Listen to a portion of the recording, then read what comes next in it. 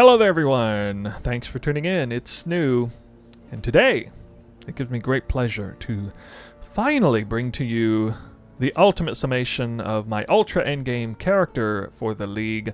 This is Kalandra League 3.19 with Arch Nemesis and Magic Finding, God Touch Farming.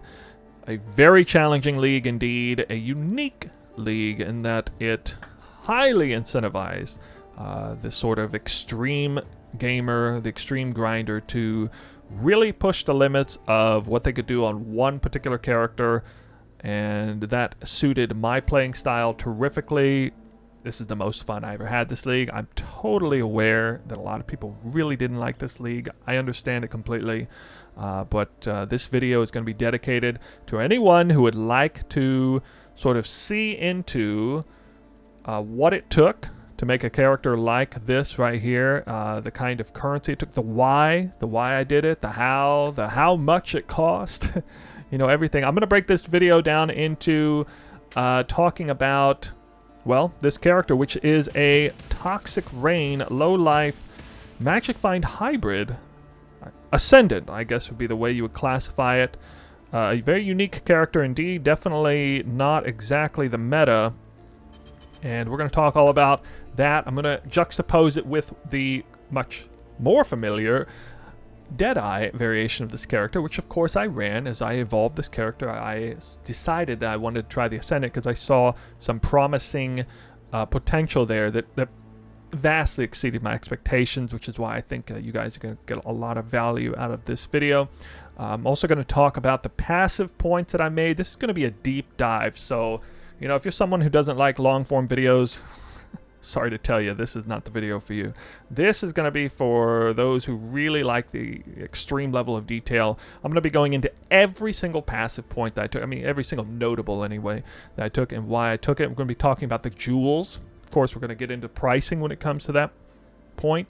I'm going to talk about the gear that I chose and crafted, and you know what it costs, why I chose it, and, you know, all the nitpicking, even the corruptions that I wanted for that. We're going to talk about the gems, the alternate quality gems, awakening gems, everything, the flasks, and of course there'll be a little conclusion down there. Things will be spread out in the timestamps nice and pretty for this very long video.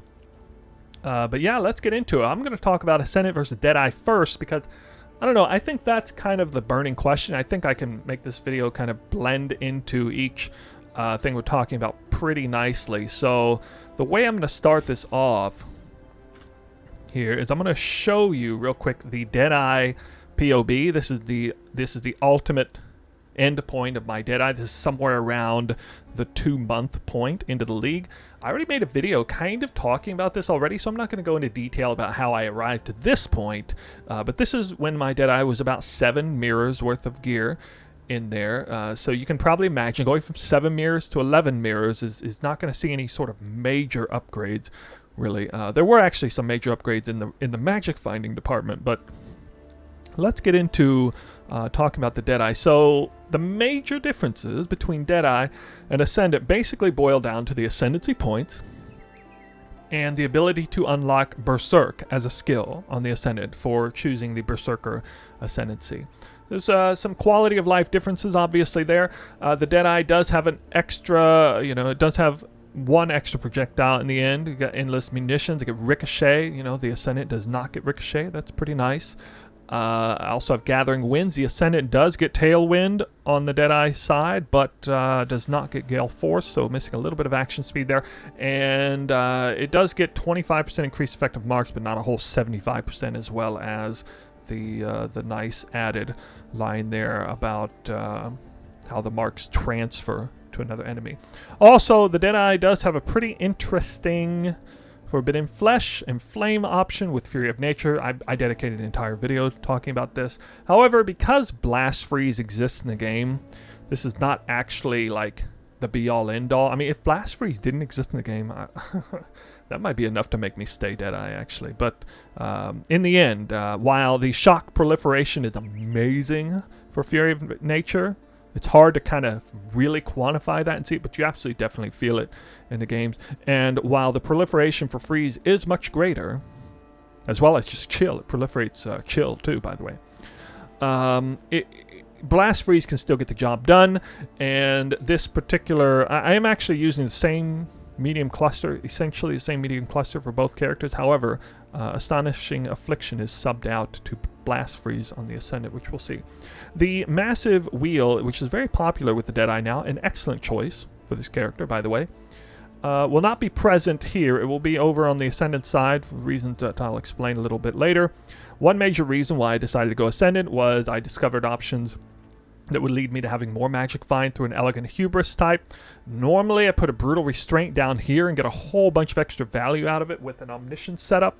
Tons and tons of player power, but this league in particular was uniquely favorable for Magic Finding, which made the league much more challenging because you take on more Magic Find gear, you're sacrificing player power for more Magic Finding. The synergies that took place with God Touch Farming were exceptionally fun, and as I mentioned before, really incentivized the player to push the limit of what they could handle as far as taking on Magic Find on gear. So a lot of the pieces are the same, a lot of the jewels are basically the same. I have an outrageously strong Watcher's Eye for this character that is sort of cheating the system a little bit. The Ascendant is going to have some quality of life with like easy access to phasing and onslaught, but you know, this character has to use, for example, a Silver Flask to get onslaught, whereas the Ascendant did not.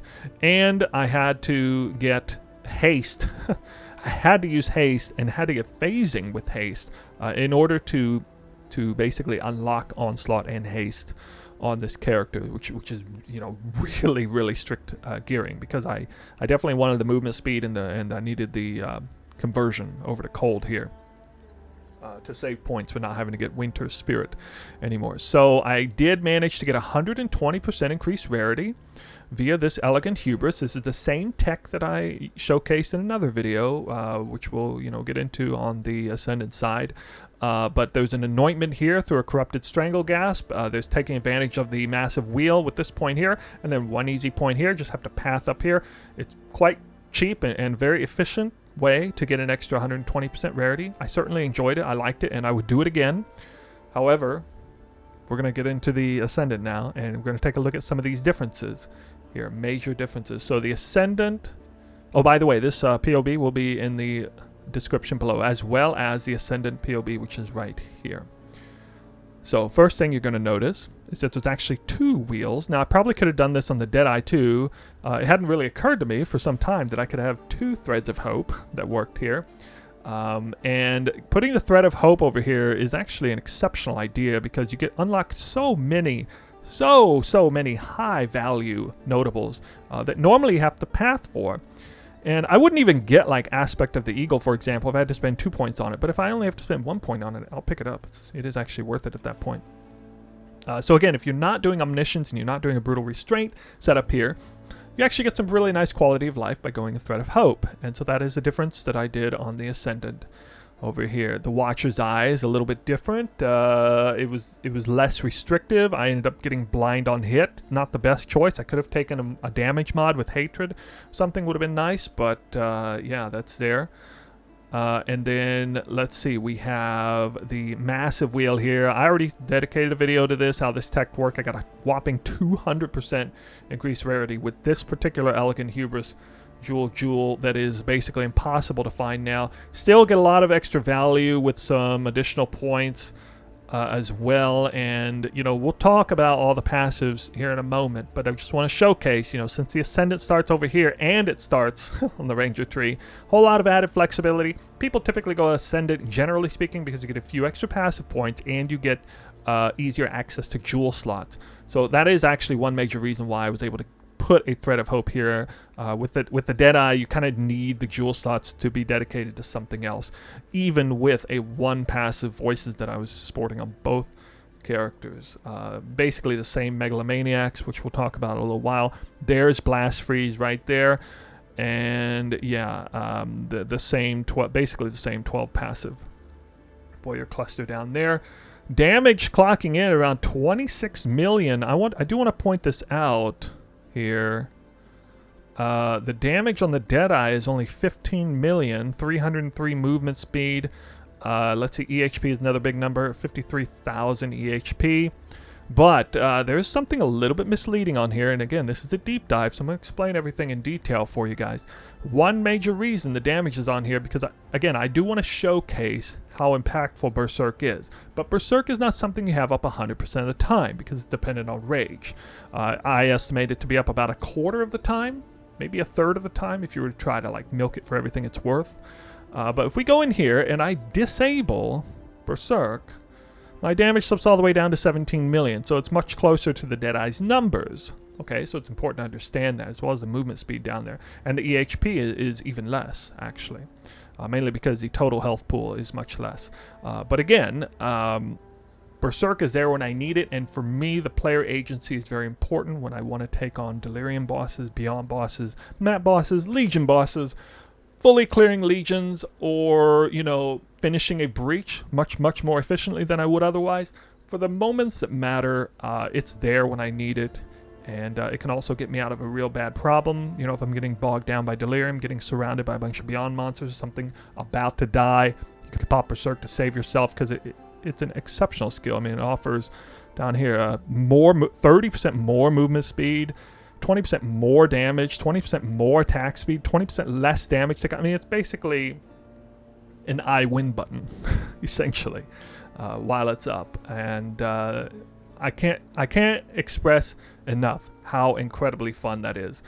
For those of you who really just want like a one-button build, if you're not going to want it, I like having some sort of massively impactful cooldown that I can use when I want to use it. And for me, that's why I really fell in love with the Ascendant variation of this build. So let's talk about the other major differences here.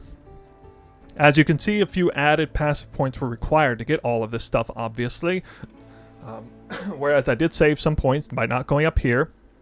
Fortunately, and I saved a lot of points by not having to path to get some of these notables, so that's where the points were saved. Also, you gain a few extra points over here on the Ascendant tree. Now, I still pick up Deadeye as an ascendancy there. You can see you still get +1 projectile, as I mentioned before. You still get Tailwind. You get a variation of Long Shot, which is like much weaker form of Far Shot, but without the downside. You still get 25% increased effective marks. So it's really just kind of about a third of the impact as the real Deadeye tree. I also go over here. Now, this is where the impact is far more meaningful. The other side, to pick up Berserker, and this is what enabled me to run Berserk, because the only other way to get it is to run Eldritch Implicit Gloves with Rage on hit, but Berserk is going to be up a lot less often because it's only like 1 Rage every 1 second, not 1 Rage every 0.3 seconds. Or around there, so this is basically 3 times more rage than you get with those gloves. If you're wearing those gloves, you're also sacrificing Rampage or 10% quantity or what have you. So, you know, a lot of give and take there. I definitely like the glove setup that I have. We're going to talk about, you know, Daraso's Defiance and Worm Sign and Immortal Call and all that later on when we get into the gear. But having 2% attack speed, or rather attack leech and mana leech, is really nice, because my decision to go for a 1 passive voices meant I lost Fuel the Fight and Fuel the Fight and the other one. They're basically the mana leech and life leech on the cluster jewel, large cluster jewel that most Deadeyes have. So I was able to pick those up clean and easy right there.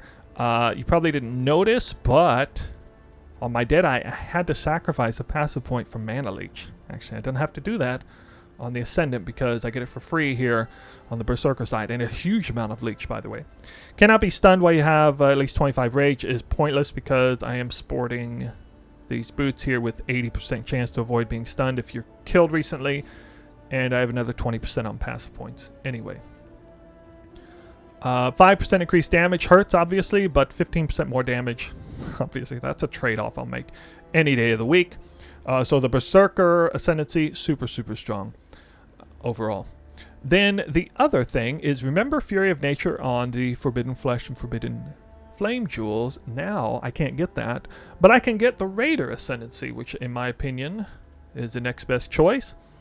The Raider Ascendancy really unlocked or loosened up the restrictions that I was looking at on the Watcher's Eye, and the Flask setup allowed me to swap the Onslaught Flask for Diamond Flask for more damage, for example. It gave me dependable, even more dependable Frenzy Charge generation. I'm already running Blood Rage, doesn't matter a whole lot. 100% phasing uptime, And yeah, the onslaught's there. And the spell suppression and movement speed, a little quality of life, not super necessary, but hey, you know, pretty nice. And some extra passive points. Being able to allocate straight to the Ranger starting tree. So those are the major differences there. The configuration here, just so you get, just again, being 100% transparent, here's how I set it up. Are you always on low life? Yes. Power charges? Yes, because I'm running Storm Rider on a cluster notable. Frenzy charges? Yep. Endurance charges? Darasos Defiance? Yep. Life tap is on there. Doesn't mean a lot though. I have Onslaught. I have Tailwind. I have Alchemist Genius also on a Megalomaniac. I'm always leeching because of the leeching window down there is always up and running. Tailwind, yes, of course. I could put up to 50 rage here, but I decided to sort of split hairs there, and because I did go ahead and suggest that Berserk is up, 25 rage is going to probably be a little bit more accurate there.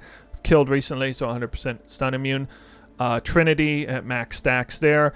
Point Blank is there. I don't think Point Blank is doing a whole lot for me as far as this damage scaling, though. Enemies shocked automatically. This is true on the Deadeye side, too, although the Deadeye, I did have a higher number on here, I think, because of Fury of Nature. Shock is automatically 5%, but I'm critting for really hard, so I just kind of, 10%. I think this is pretty conservative anyway. So these are some configurations that are improving the damage. For example, I mean, you can see that if the enemy's not shocked, it's less damage, right? But the enemy is virtually always going to be shocked, and probably, in a lot of cases, going to have much, much higher shocks, all the way up to, 30, 40, 50%. Because I have a huge amount of increased effective ailments, by the way, non-damaging ailments, like a crazy big amount, which we're going to see when we look at the passive skill points.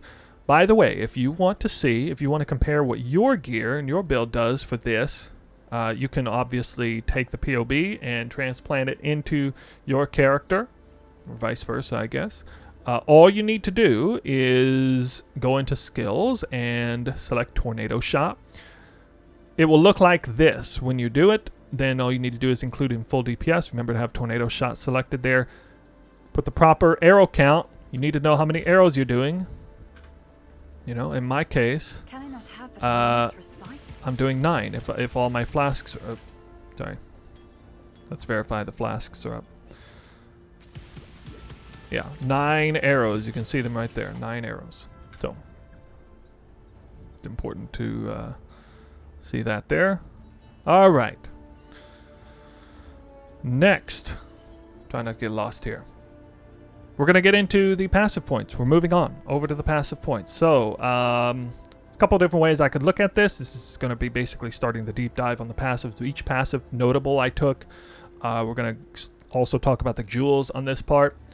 I'm actually just going to go straight into my own character for this. I think it'll be a little bit more clean on the UI if I do this here. Okay. So, here we go. There's all the ascendancy and everything. Now, part of my incentives for going Ascendant was that I discovered this tech and that I wanted to use it for myself. And I realized that what I had to do to get all of this is I had to use 4 points here to get a massive Thread of Hope. And I had to use 4 points here to get the Elegant Hubris. Had to be this particular seed. Doesn't have to be of Kadiro, but this costs an arm and a leg, obviously, to get this. Basically unavailable right now. Way too much demand and no supply. And then an extra 2 points were spent to get one of the other 5 discerning taste.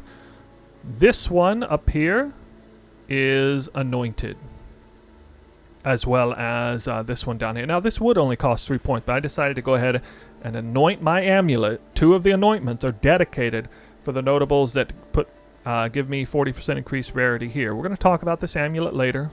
Go check out the gearing portion. I always get asked, how in the world did you get 4 anointments on a card chart? We'll talk about that. But for now, it's just a passive point. The massive wheel enabled me to get the other 2 here. So this particular seed comes with 5 discerning tastes. Again, 2 of which are from the massive wheel, 2 of which are anointed on my amulet, and 1 of which I sacrificed 2 additional points to get.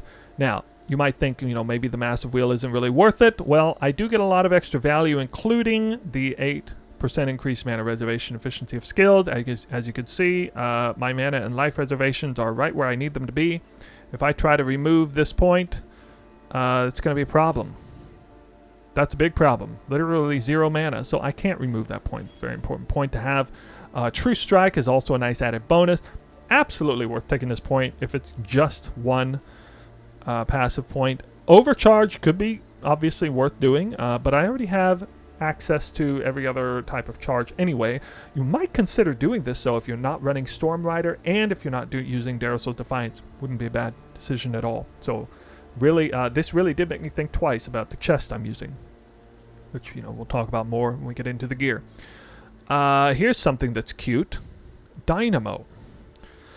Now, this adds a little bit of extra mana, but the main reason I'm using is guard skills have 40% increased duration. Now, if you're not aware, my build relies heavily on an Immortal Call. It's giving me a whole bunch of extra increased effective health. I don't think the PoE even factors in Immortal Call, actually, for effective health in any major way, but Immortal Call is, you know, it lasts a long time. It says 2.5 seconds. If I remove this... I figured it would actually... Oh, that was cooldown time. Oops. Wait a minute. Lasts 1 second. Okay, there it says in the middle. Buff lasts 1 second. Once I take the point. Buff lasts 1.4 seconds. Oh my god. That's 40% increased uptime on Immortal Call. Obvious. Now, just so you're aware, actually it's not obvious, but just so you're aware, that is additive with the increased time with endurance charges. So it's not multiplicative. That would be absolutely out of this world if it was multiplicative. But in my opinion, extremely strong if it only costs 1 point and you are sporting a build that is making great use out of Immortal Call with Darussel's Defiance and the synergies that go on with that. So this is something that I actually haven't talked about to anybody. A total secret that I've kept to myself until now. The other major thing, I have revealed this, but I'm using Supreme Decadence. This is not super mandatory, but it's one of the coolest things that I was able to get here. The reason I'm using this is actually for the downside. 30% less life recovery from flasks. So you can see here that I have a life flask, and the problem is I want the Divination Distillate Hybrid Flask to be up 100% of the time, but it's not up if it caps my life out. So if I remove this, you know, my life goes up pretty quickly, and it can be kind of a problem. Now, I can keep it down if I'm fully attacking and taking damage and everything anyway, but it can still be a bit of a problem. But as you can see, if I put this back in, it goes up a lot slower, and it gives me much, much greater uptime on Divination Distillate. So just, and this is pure luck, by the way, because it had to be this seed with Kadiro in order to unlock this. So it's just one of the absolute ultra coolest things about this particular tech setup that I have. It wasn't even included in that video that I had before. But that is basically all that's going on this side, on the Ascendant side. Now let's take a look at, we'll talk about the jewels kind of along the way, but first basically talking about passive points. Now, I'm not going to go all the way around here. I'm going to start off with the Ranger tree, although I guess, it would have been nice, actually. If I needed to take this jewel slot, I probably would have just naturally pathed over there. But in this case, we're starting here in the Ranger tree. And we're going to do the usual stuff here. I'm going to go down, take Ballistics. Very good notable for 1 point, obviously. I might take Aspect of the Eagle, but I didn't want to use 2 points on it. It is worth taking for 1 point if I have a large wheel there, though. This is how I always do the setup. I like the extra 2% life per second. By the way, both Primal Spirit and Heart of the Oak do count with 1 Divination Distillate. You get the mana on hit, and you get the life, 2% life regen. Mana on hit is a big deal because in some cases I run maps where I get no leech and no recovery, and this still allows me to shoot off real shots of Tornado Shot because of this particular thing here. And the only way I brick the map is if I have no regen, no leech, and my Divination Distillate runs out of charges, which usually won't happen. Increased flask effect cannot be discounted on these as well. This is where I'm getting 100% stun immune. I have, let's see, I have 28% chance to avoid being stunned, and then an extra 80% chance if I've killed recently. 100% stun immune. Right there. I think 5% increased flask effect is worth a point, and then if I'm going to do that, then of course I'm going to go ahead and take finesse down here. I usually path over here to quick step, but in the event that it's falling within the wheel, just take it that way. But let's move on up here. Mandatory reservation wheel if you're using a whole bunch of auras like I'm doing. My aura setup's real clean, real tight. Double level 5 enlightens to do this, but even if I wasn't using level 5 enlightens, I would probably use this exact same setup with a low life setup. I'm going to choose 20% increased life reservation efficiency of skills. Cannot choose mana reservation efficiencies of skills any longer, so this is the clear winner here. Then let's go on up here. Of course I pathed to 2 points to take an extra jewel slot. We'll talk about that Watcher's Eye in a moment here. This is one that's a little bit iffy, but I really need a Grace reservation mana efficiency. If I don't need it, I maybe don't blow the 4 points here because I was pathing down here anyway. But in this case, this is actually really nice because these points are still very valuable for EHP purposes. And then if you need the Grace reservation efficiency, that's great. Thief's Craft, 29 more intelligence required. Well, that works out pretty nicely. 30 intelligence. So go ahead and blow a point there. As you can see, the pathing continues over to the left or the right side here. Let's talk about this cluster jewel here, a 1 passive voices. We'll actually talk about these jewels in a minute here. I just want to get all the natural passives out of the way. To get 100% spell suppression, actually, no, I'm mistaken. I didn't tell you guys this, but I'm not actually 100% spell suppressed. I'm only 98% spell suppressed, so, you know, kind of squeezing every single ounce of gearing that I can out of the character. I went ahead and sacrificed 2 points off of the max there to do this. So I do have the Inveterate Wheel, and critical strike chance is increased by chance to suppress spell damage. 98% increased critical strike chance for 1 point. I already have the 12% chance to suppress if I have armor, boots, helmet, whatever. So that's the second best point in this case. Moving on down, we get the critical mastery. This is huge. This is actually where I'm getting a ton of my increased effective non-damaging ailments. Inflict with critical strike.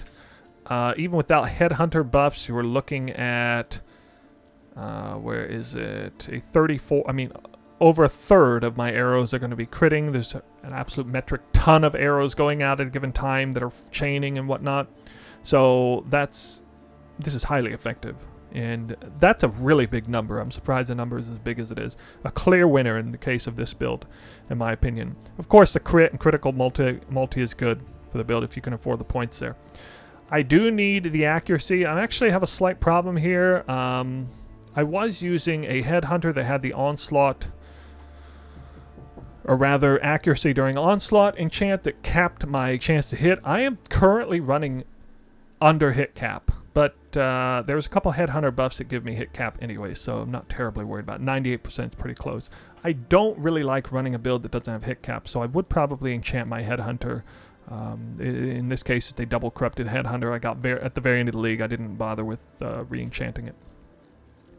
But yeah, we continue on down. Of course, I'm going to pick up Fervor, an extra max Frenzy. I have 5 Frenzy charges, counting the implicit on the Worm sign. And then the Jewel, of course. Accuracy, Dexterity's accuracy bonus, +3 accuracy. You know, without that, my accuracy goes all the way down to 91%. So that is a huge, huge point right there. And, of course, go ahead and pick up Master Fletcher. These are very valuable points for just about any bow build that I'm aware of, as well as Master Fletcher itself. I typically don't path all the way up to King of the Hill, but hey, once again, if you got the free access to 1 point, that's totally worth it. Yeah, let's talk about those points inside this wheel since we're going down beyond the wheel. So I take King of the Hill. I take Forces of Nature, extremely strong. Usually you get this point through the massive wheel that's over here, but in this case, the large wheel catches it right there. For 1 point, I take Aspect of the Eagle. For 1 point, I take Quick Step. I usually take one with Nature, by the way, but I had to sacrifice a point. I couldn't take this. This is worth taking if you need the elemental resistances, at least. I do not, actually. Already capped on resistances. Pretty well there. And then You know, usually this flask is running anyway, so like super capped. Divination Distillate low life setup is actually really nice to counter some of the altar downsides where you suddenly your resistances are dropped like a rock.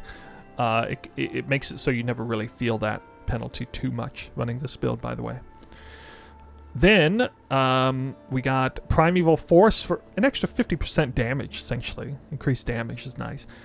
And here's a cute one here. I go ahead and take this because I don't have any other sources of chance, just raw chance to freeze, shock, and ignite. It's nice to have, to be eligible for every single arrow to have a chance to shock, freeze, and ignite. Just makes blast freeze all the more powerful. And just makes shocks work a lot more. Ignite, I don't really care about, but hey. You know, I like having at least one source of just flat out, you know, doesn't even matter if you crit. You have a chance to freeze, shock, and ignite. And it's even more important with Fury of Nature, by the way, to have at least one source of that. So let's move on. I go ahead and I come down this way, and here's an extra 3 point, not mandatory. Just gave me a whole bunch of extra damage, though. Lethality. You know, if you're not running the Omniscience setup, then you don't really need too much with it. Oh, wait a minute. No, I'm mistaken, actually. I'm thinking about the Attributes Mastery. Never mind. You need one source of projectile speed, because you're getting projectile speed all over the place to for it to count as... yeah, there it is. Increases reduction to projectile speed. Also count damages to bow. So these two synergetically tie in together really nice. I have access to 2 masteries. It's not worth 2 masteries. You just want the one. So I go ahead and get it there. Down here we got Long Shot, though. Long Shot's super strong for Tornado Shot. Every single arrow that forks, splits, or whatever is getting the full benefit of Long Shot, by the way. It doesn't reset the distances each time. Flask, increased flask duration. You know, not super mandatory, but hey, that mastery, there it is again. Flask applied, have 10% increased effect. Super, super strong. Whole bunch of extra duration. Also, almost always immune to maim and hinder because they're just constantly being used at full charges, which is really nice there. And I like having the increased flask effect duration, especially for like Dying Sun and even like the Gold Flask as well. Really nice. Oh, and Divination Distillate too, for that matter. Super quality of life there. Also got Entrenched, so this is a way to get a huge amount of suppression with just 3 passive points, essentially. Also, Life Flasks gain 3 charges when you suppress spell damage. Does count for hybrid flasks, so when I'm in the heat of battle, my Divination Distillate is always at max, basically. I'm taking damage from the Eldritch monsters or whatever. They're constantly, you know, lasering me with lightning damage, and I'm just, you know, just full up the flask every time, no matter what. Point Blank is involved because it, while it does decrease my damage at long range, it is there for the damage when I need it, when I need to blitz down bosses of any type, again, with Berserk. So huge synergy between Point Blank and Berserk, doing damage right in the face, shotgunning an enemy, and I love it, absolutely love it. And then we got the rest of it going down to this right here. So that is it for the passive points. That was quite a mouthful.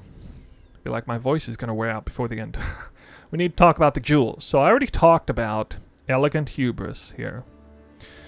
And the Massive Thread of Hope. I did go ahead and get a... I was not ballsy enough to Val or Temple Corrupt this. I could not afford to lose this jewel. However, I was in the mood for some double corruption. I ultimately had to buy this jewel. And, oh yeah, pricing is... we're coming into pricing here. So, let's see. This Massive Thread of Hope... At the time, I got this around 3 months into the league. I think this was around 100 Divine Orbs to get this, somewhere around there for this corruption. It's very hard. I started doing it, and then somebody pulled up with this. By the way, the damage penetrates 1% elemental resistance is really strong still. Also, an excellent secondary corruption on there as well. But the 2% increased reservation efficiency of skill, not absolutely mandatory, because I do have life tap supports for my Immortal Call and everything, but it does give you a lot of breathing room as far as having it in there. Very good on there. The Large Thread of Hope, much easier to get the increased reservation efficiency of skill because this gem by default is less valuable. It is not from Uber Cirrus, it's just from regular Cirrus. Damage penetrates cold resistant. Cute, not bad. I double corrupted a bunch of these. This one I got myself, actually. And clocked in around 50 Divine Orbs, I think. It's probably about half as much as the other one. As far as the pricing here, you know, there are a lot of things that I don't remember exactly how much I paid for them. There's also differences between the prices, like if I bought it 3 weeks into the league versus 3 months into the league. Basically, I'm counting a mirror worth 500 Divine Orbs because that's how much a mirror costs when I finish this build, essentially. And that's why I'm kind of, you know, I'm using a lot of different factors to price things, but just have to bear with me. I think that's I'm trying to be as fair as I can on this here. Let's go to the Watcher's Eye. So again, with the Ascendant, you have a much less strict Watcher's Eye. You don't need to run, you don't have to run haste. You don't have to get the onslaught or haste. Sorry, and or phasing while you have haste set up that you kind of need to have on the Deadeye. Instead, all you need is cold conversion, and you know, you get movement speed, quality of life, blind quality of life. Blind is kind of cool, actually. A lot of people don't care about this at all. But in my case, I have a 69% chance to blind. Blind by default is 20%, and I believe it comes up additive with its counterpart, which would suggest that if I hit any enemies at all, really, with this massive amount of chance to blind, basically I have 89% chance to evade attacks. Of course, my evasion rating goes up a bit from Headhunter buffs. Typically, I am rocking basically capped. If I'm firing arrows, I'm hitting enemies, they're blinded. They're all blinded on the entire screen, virtually at all times. And I'm sitting there effectively 95% chance to evade attacks most of the time. So very strong added defensive layer in my opinion. Then the other jewel, let's go down to this one here. This is, actually wait, I'm going to follow this thing here. Actually, I'm going to follow my notes to make this easier on myself. Okay, triple modded Watcher's Eye. I counted this at 50 Divine Orbs. Just the 2 that I needed, around 30 or 40 Divine Orbs. Then we have a perfect Mantra of Flames. Now, Mantra of Flames is usually not some crazy expensive item. You want to have 5 to 12 fire attack damage per buff on you to have perfect damage. This is the place to get Corrupted Blood immunity, and of course it costs you like, you know, maybe 5, 10, 20 divines to get that. To have the literal perfect double corruption, basically non-existent. I did get my hands on one. I paid something like 100 divines for this because, you know, it essentially doesn't exist. So yeah, that's why it's just so much more expensive than its counterpart. It's essentially a perfect Mantra of Flames jewel. Then we have the one passive Voices. Of course, you know, I spent at the time around 300 Divine Orbs. A mirror was like 320 Divine Orbs, so this costs effectively a mirror in my mind. You look at the prices now, it's basically the same as a mirror. Almost, anyway.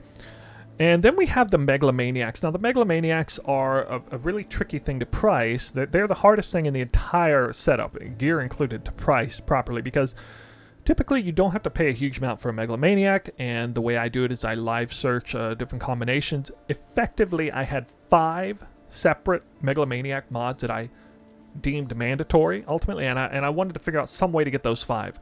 3 of them are here.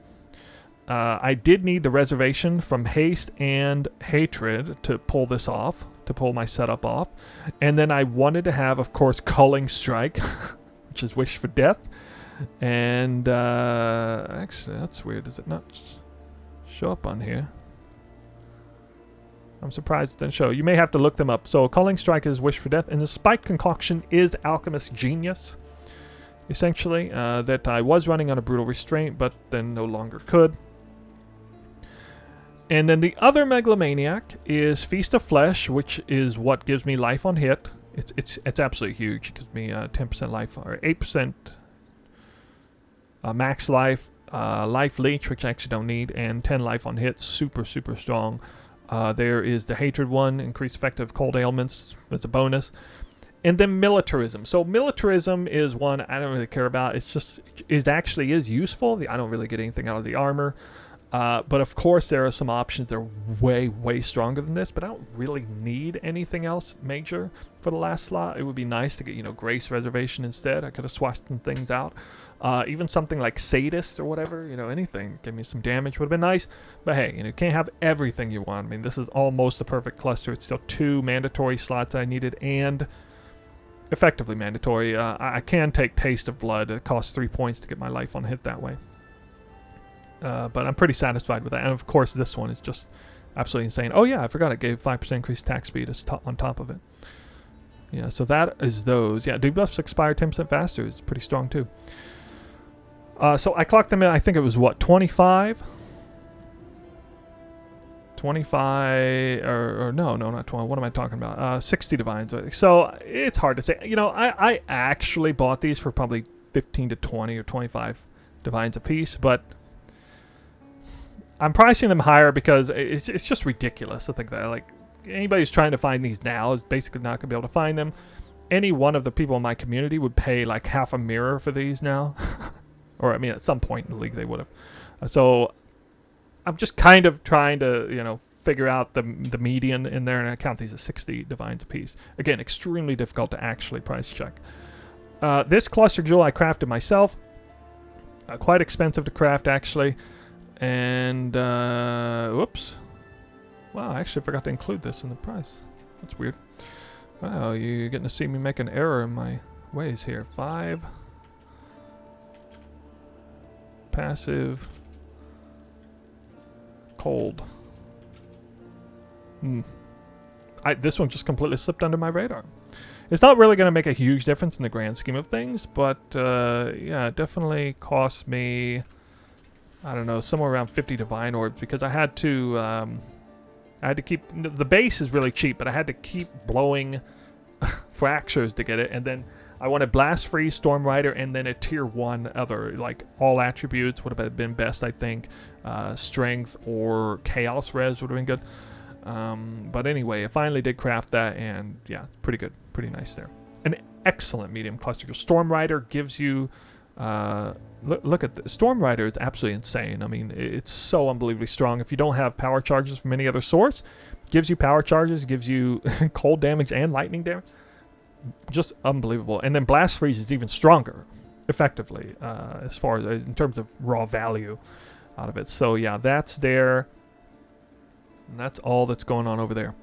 Then the final jewel is this 12 passive warrior jewel. Now you can get 12% increased damage with two-handed weapons, I think it is. So it's a lot cheaper base.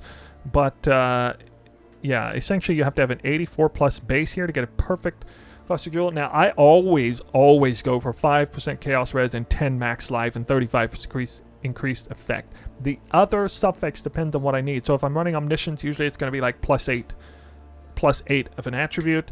It might be plus 4 all attributes. At one point I was running that, but eventually I got my gear situated in such a way that if you check stat weights and the actual value of these stats, this is the best one for the stat weights. 3% increased attack speed, because it does actually end up meaning 4% increased attack speed. And just look how massive this is. Absolutely stupid good value for this. 10 separate small passives for 12% increased damage, 4% increased attack speed, 13 life, 6 chaos res, and even 16% damage over time, which I mean only counts for ignite, but hey, whatever. 100 divine orbs to craft this in general. The base is quite expensive. You've got to fracture it. I'm probably being too conservative, honestly, with 100 divine orbs. Actually rolling this isn't that hard, though, surprisingly. You can fossil craft this pretty easily with shuddering fossils, shuddering aberrant, and prismatic, or whatever it is. Pristine fossils, I think. Yeah, if you triple fossil this in, you should have a decent chance of hitting this eventually. So that is it for the jewels. Wow, this video is going to be very long, my friends. Very long. All right, let's move on. It is time that we discuss the...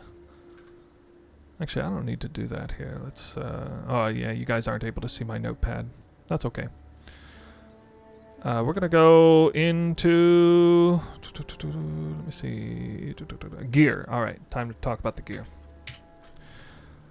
Okay, on a side point, I should probably bring this up.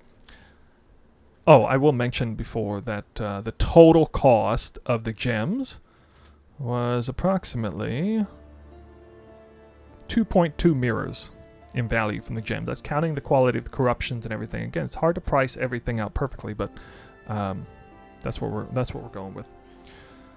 Okay. On my secondary slots, I do like to level Awakened Exceptional Gems, and if you Katarina unveil a bow, and then you have a Haku crafted veil, you get 16% increased quality of gems. I'm not counting this as part of the pricing. It's actually not that hard. I like a triple white socketed Maloney's mechanism as well for leveling, you know, other Awakening Gems, a variety of colors. Yeah, not really going to impact the cost of this build at this scale, but just side point in there. Let's get into the main gear, though. We're going to start with the spine bow, synthesized spine bow. Crafting has never been harder than this league for crafting this bow. We never did come out with a triple T1 physical bow, but people did come kind of close in the end.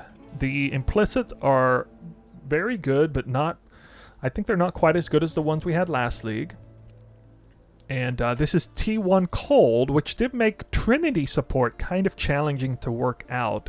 Actually resulted in me having to run a 23% quality on this to convert extra element away from Cold to force Trinity to work better. But as you can see, this is essentially the bow of the league. It was this league, and hopefully next league it will have a little bit better one. But at any rate, double damage is good there. It doesn't have crit on it. That's fine. Usually we have crit, actually, instead of double damage. But it worked out. Super strong bow. It cost me a mirror and 100 divine orbs as a fee to get this. Just paid for it outright. With a mirror that I found on day 6 of the league. Bought it later, of course, much later. The quiver, however, is the best one I've ever seen in my entire life. The implicit, I've never seen anything this good before. 8% fizz damage, extra fire is stupid strong. Critical strike chance, I mean, I wish it was crit multi, but oh well. The funny story behind this quiver, I was there when the guy was trying to finalize this thing. I actually lended him 40 divine orbs to divine this thing. And wow, you know, one of them finally hit insane here with the divine, because we can't, again, crafting the perfect and getting the divine, you have to actually blow real divine orbs to hit this. And there it is. I usually bench craft like lightning res or something, but I managed to finally figure out how to get reses in order, so I was able to get the attack speed bench craft. Absolutely amazing bow. I lended him 40 divines. He was going to charge me a 20 divine fee anyway. I did go ahead and pay him 60 divines. Actually, I'm sorry, I lended him 60 divines. 20 of that was the actual fee, and then the other 40 was just bonus to try and divine it. So it cost me a mirror and 60 divine orbs to get that in total. Yeah. Let's move on to the helmet. So the helmet is interesting. I crafted this helmet twice. In fact, I think I never did sell that other one, I guess. Oh, wait, yes, I did. I did sell the other one. I crafted this already before, and then I recrafted it again because I wanted, like, absolute perfect one. This is one maximum life away from absolute perfection.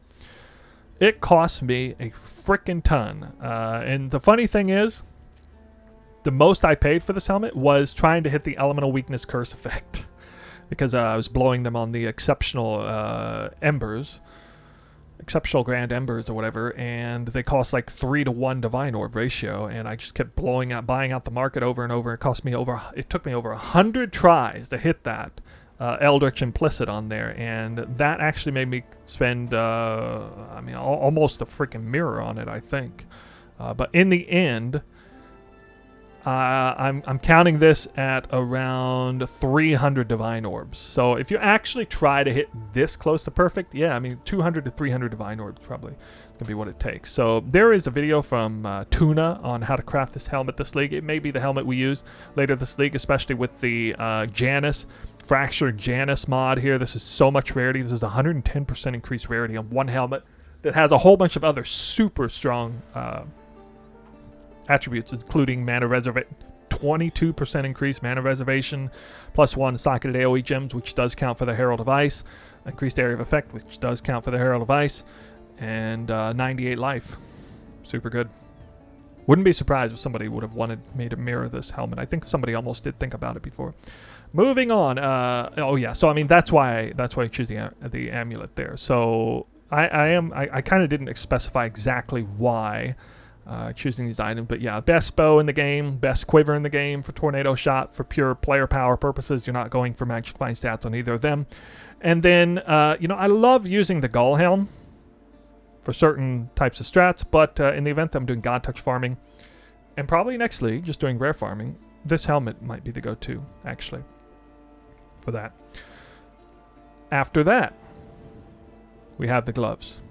Now, the gloves tie into the chest. The gloves, this is a snoo special. I love these gloves. You know, people in my position quite often use Sedima's Touch. That's 10% increased quantity, and then probably 2 implicits of your choice, which is not terrible, but definitely doesn't have the stats that this does. Rampage, Super. There are a couple other Rampage gloves that are okay. I think these are best, primarily because I am able to get my mana cost all the way down to 0 with 4 endurance charges. I have an extra endurance charge because of these boots. But 4 endurance charges gets my mana cost all the way to 0 when I have 4 endurance charges. And then my my Tornado Shot still costs, I think, 3 mana when I have no endurance charges, which is still triggering inspiration support, which makes inspiration support's uptime essentially 100%, which is not what most Tornado Shot physical conversion players have, actually. So I have a much higher uptime on inspiration support. Definitely something to be said there.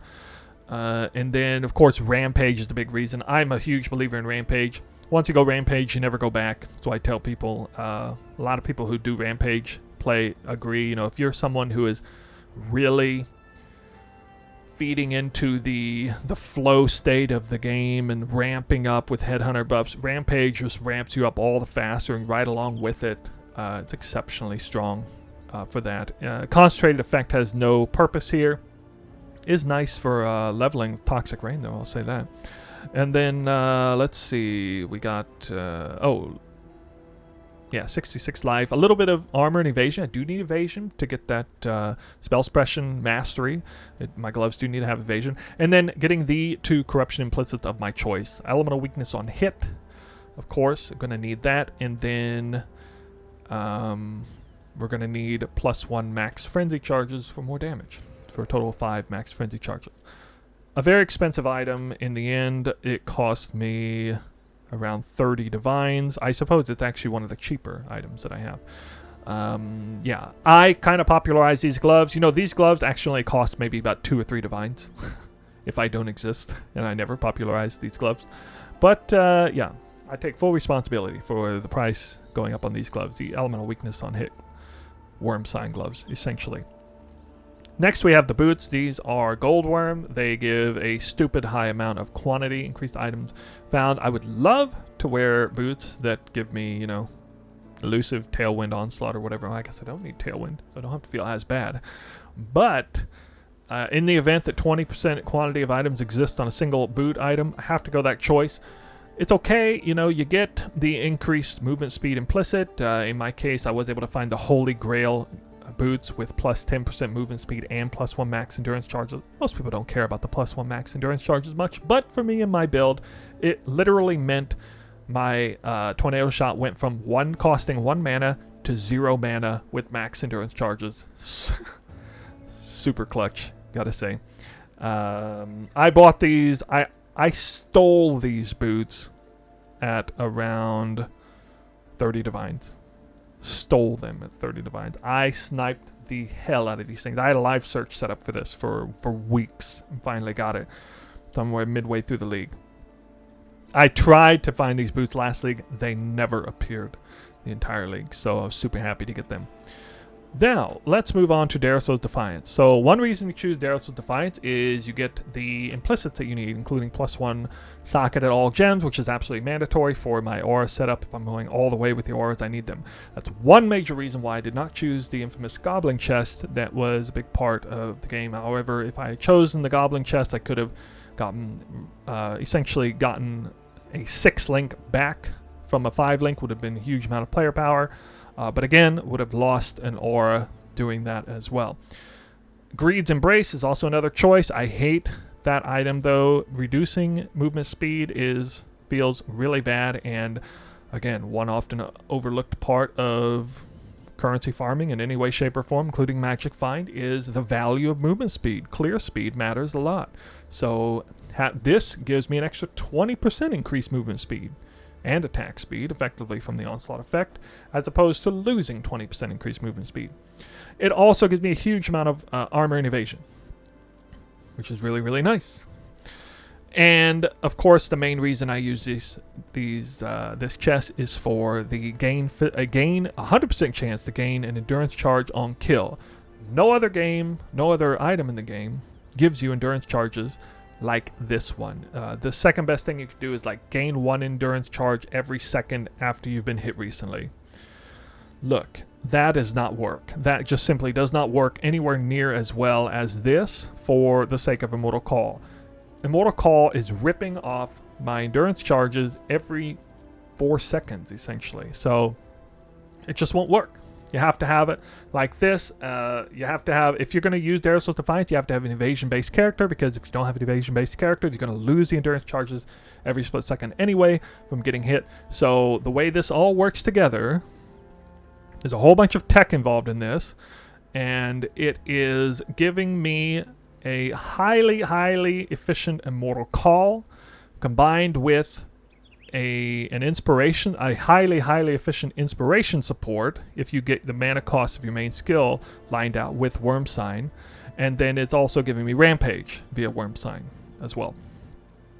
Rampage super, obviously, you know, it's going to give me Rampage every single moment of the map if it's not already rolling. This chest, what did this chest cost?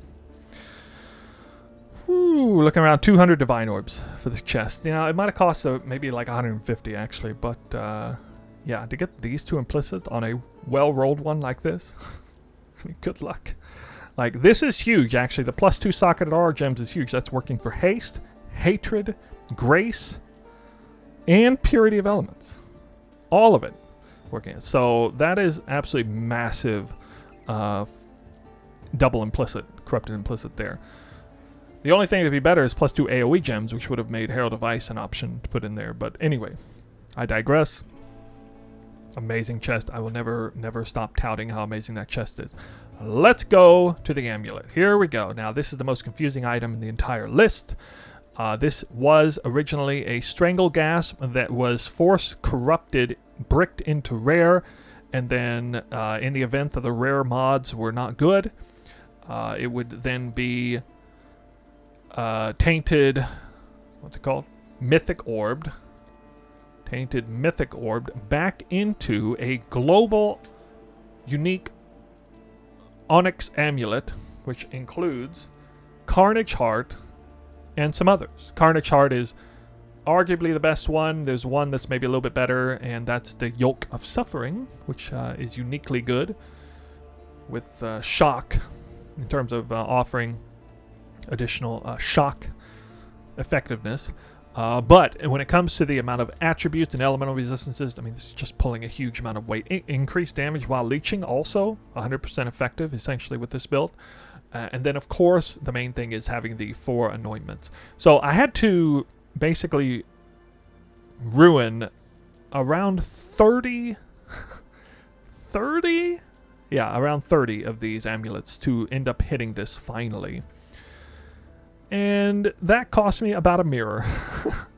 Essentially about a full mirror, because these amulets were around 10 to 20 divine orbs apiece. I had to buy about 30 of them. I had to use some other consumables to get this. I had to, you know, triple gold oil each time for the Whispers of Doom anointments. So Whispers of Doom gives me the extra curse. Sovereignty, again, mandatory for the additional reservation if I'm running my setup. And then the other two, of course, one more time, were these two over here. They were there, and that's how all that works together.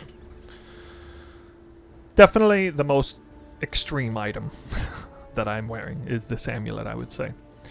Got lucky. This actually rolled really well. Perfect elemental resist, very high attribute roll, and low on the leeching, but that's important. So For the rings, I have the best Ventor's Gamble I was able to get my hands on. There are a couple in the league that I think are better than this, but not hardly at all. And, you know, I really am needing those resistances, you know, to barely hit caps here.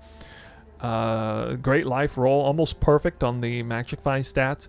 I had a second Ventor's Gamble that was pretty good. I went ahead for style points and, of course, to boost up the expense of this build.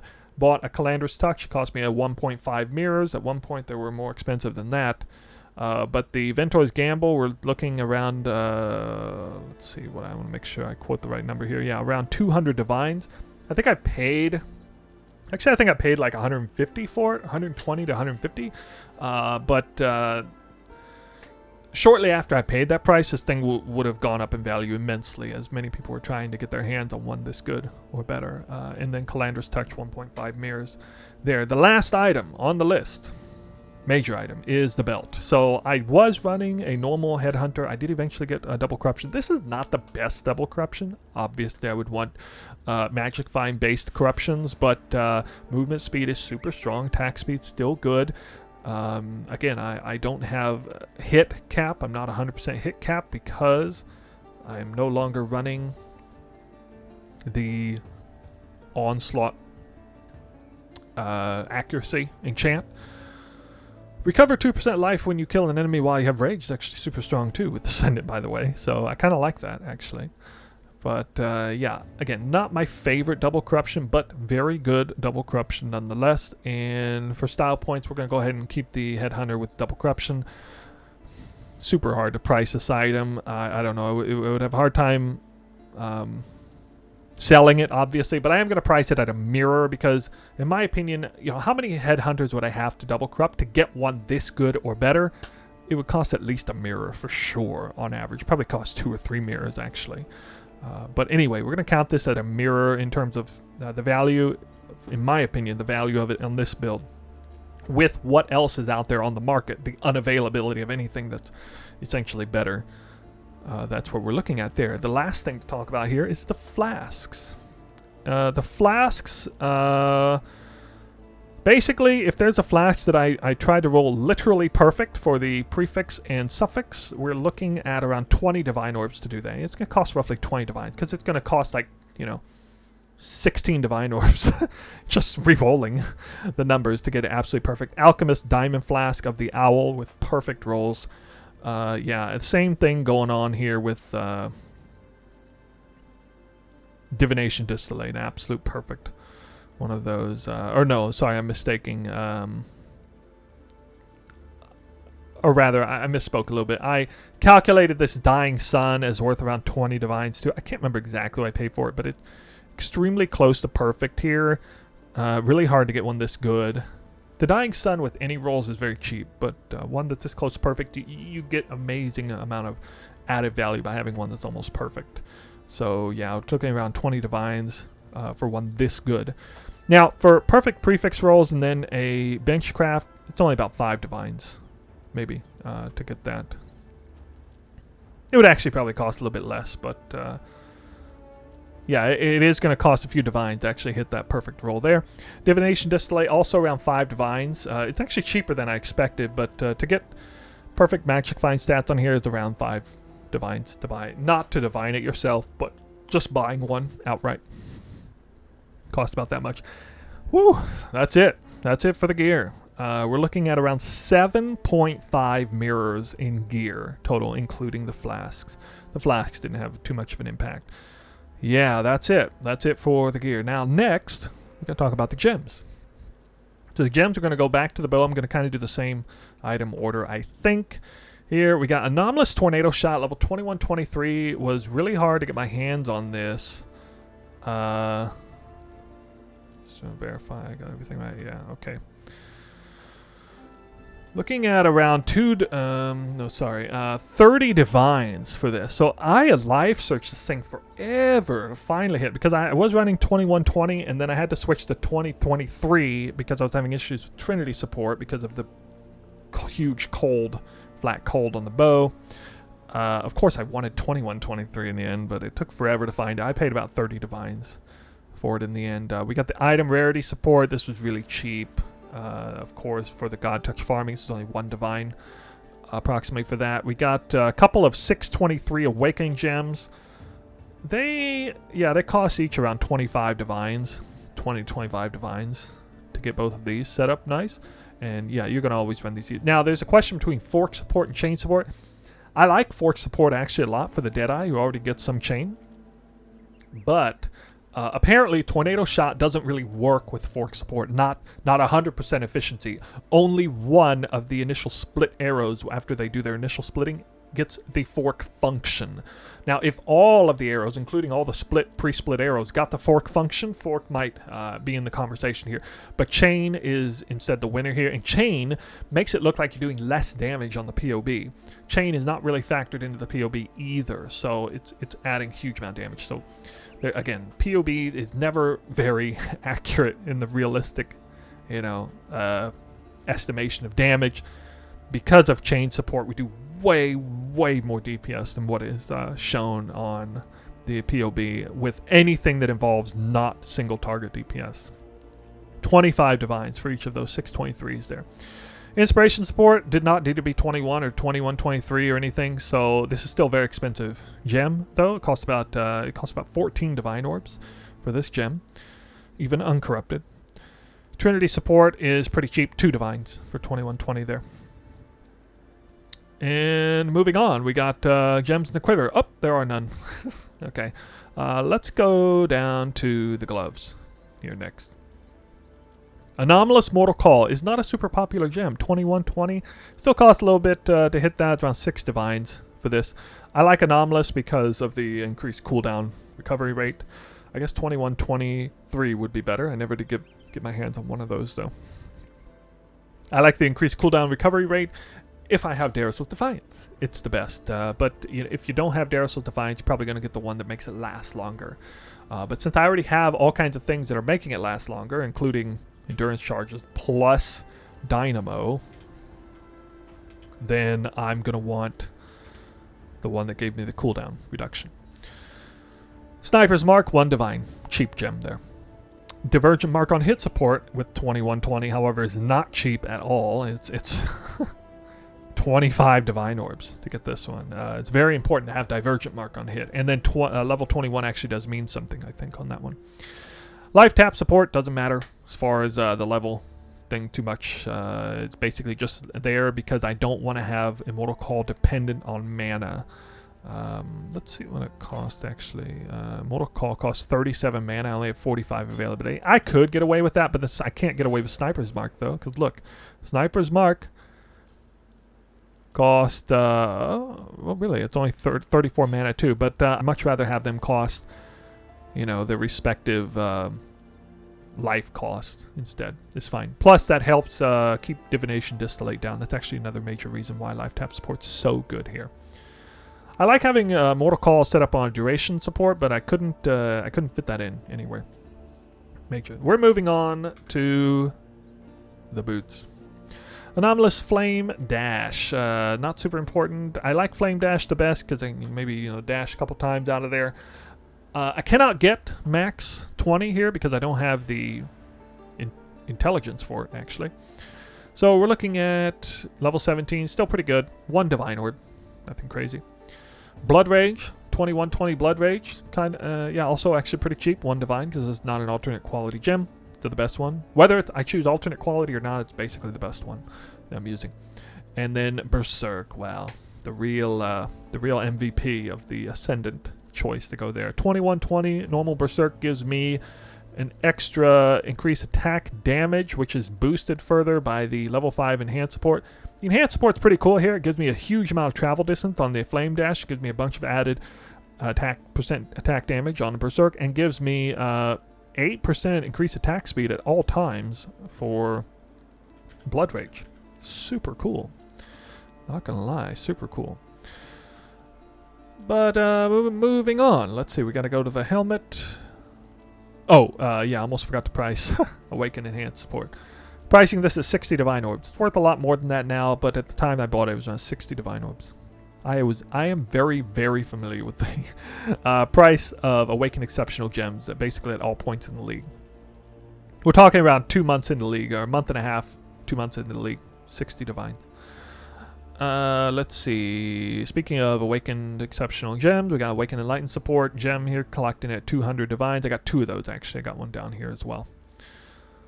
As you can see, the one in my chest is better than the one in my helmet because the chest has 23 quality and the helmet does not. So sad. Almost perfect. Arrogant Support. 7 Divines at 2120 for Anomalous. It does have some impact there.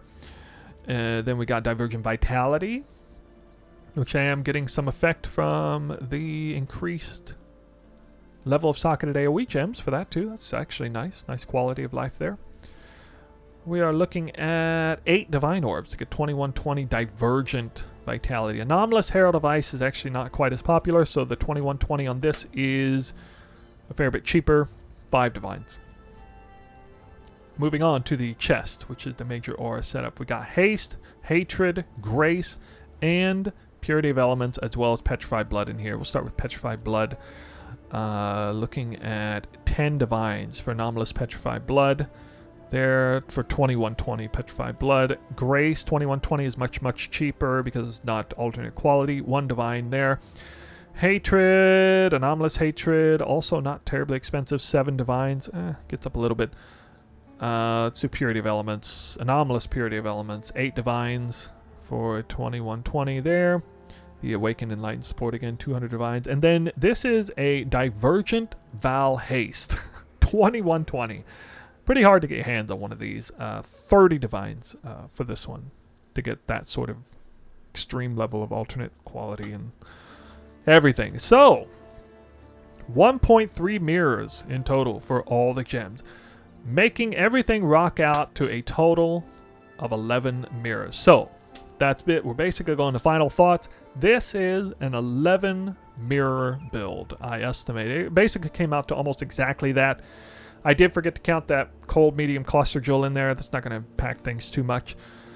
You know, it depends on how you price things. It might be somewhere between 10 or somewhere between 9 and 12 mirrors, I guess, depending on how you price it and when and what time. A lot of these items I have, you cannot get. You couldn't even get, I mean, you literally couldn't get these boots at any point aside from the time that I bought them. You can't get a chest like this hardly at any point throughout the league. You can't get gloves like this through most of the league. You can't get the Elegant Hubris that I have really anymore, hardly at all through this league. Very, very few people got their hands on this seed at any point this league. But yeah, that is it. That is the why, the how, and the how much for this one. But I'm sure there are some other questions, you know, maybe that I didn't answer. You can always leave in the comments section below. That was quite a chore to get through all of this. It really was a video I wanted to bring to you at some point before we close out the league. I've essentially retired this character. I haven't really played it since my last major farming video.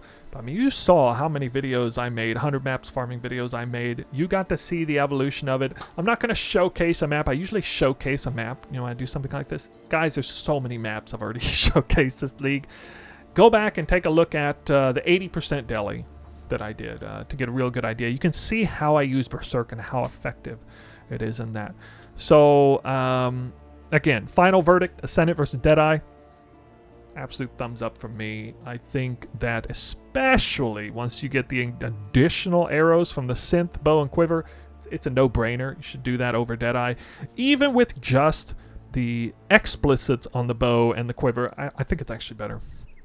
With or without greater multiple projectile support, assuming you have a headhunter. So baseline headhunter plus 2 arrow plus 1 arrow. That's a good time to make the swap. It's a lot of fun to play it a little different. Shake up the meta a little bit. Still something really familiar. Add a little bit of player agency with the Berserk. You know, feel rewarded for using it well. And yeah, I don't really see hardly any downsides to doing that.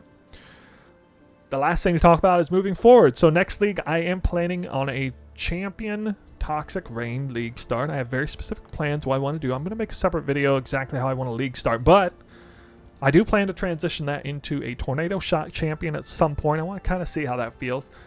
I may ultimately go back to Ascendant Tornado Shot. We'll see. And you probably noticed this video is all about Tornado Shot, Tornado Shot, Tornado Shot, Tornado Shot. Yeah, it's perhaps the best build in the game for magic finding, magic find hybrid, solo play setup.